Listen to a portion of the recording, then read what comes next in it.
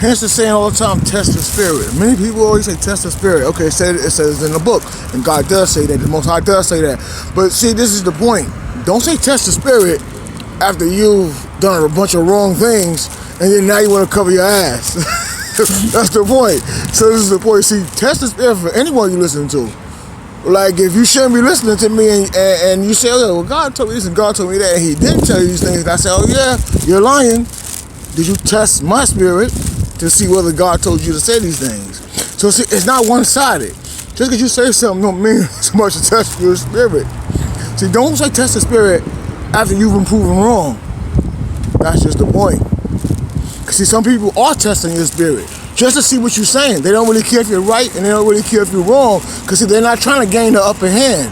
They're trying to see if you're following the upper hand, which is the only hand, which is the Most High God's hand. So always test who you're talking to. Test the reason why people will follow you in the first place. And that right there is real. And that's the only way to test the spirit.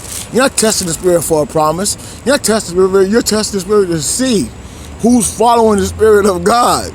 Always remember that. So don't try to make yourself so important that you say, oh yeah, I'm giving this word and this and that, and this gift and this and that. Real service of God test the spirit to see if you're going to talk about God and God alone with nothing else. Because if you add, you see, and that's the thing that the real servants carry. Just like it says in the book, with a servant, if you add anything on to someone that's seeing if you're following the Most High God or not, your spirit is already tested. And they might test your spirit again just to see what you say and do. So when you see somebody in the streets, you see them again and again. I've already tested their spirit. I watch somebody online, I've already tested their spirit. Your spirit already been tested. So you don't cover your ass by saying that. That's just the point.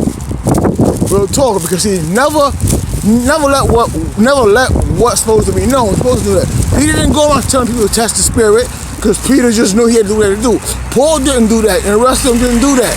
So that's the point. So don't be insecure in what you're doing, because if you're following God, you shouldn't be in insecurity. Now, test the spirit of what I just said. No, don't add to the spirit. Don't take away from the spirit. Go to God about the spirit of what I just said and see what you come up with. Peace.